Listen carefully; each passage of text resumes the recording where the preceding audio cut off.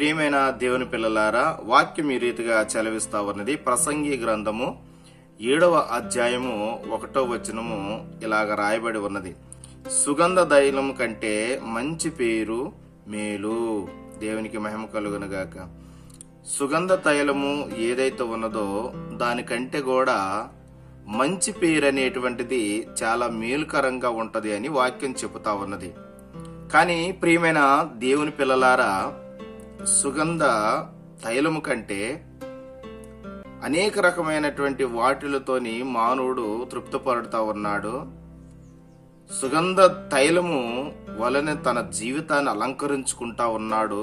అదే గొప్ప మేలు అనుకుంటున్నాడు, అదే గొప్ప సంతోషం అనుకుంటున్నాడు, అదే గొప్ప ఆనందం అనుకుంటున్నాడు, అదే నా భాగ్యం అనుకుంటున్నాడు. గాని ఒక వ్యక్తికి మంచి పేరు అనేటువంటిది చాలా మేలుకరంగా ఉంటది.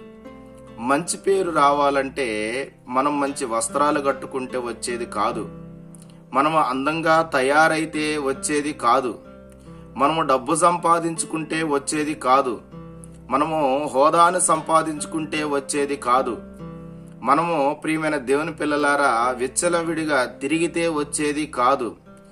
మంచి పేరు అనేటువంటిది దేవుడు మనకిచ్చి ఉండాలి. అది ఎలా ఇవ్వగలుగుతాడంటే మన లైఫ్ స్టైల్ ఆయనకిష్టంగా ఉన్నప్పుడు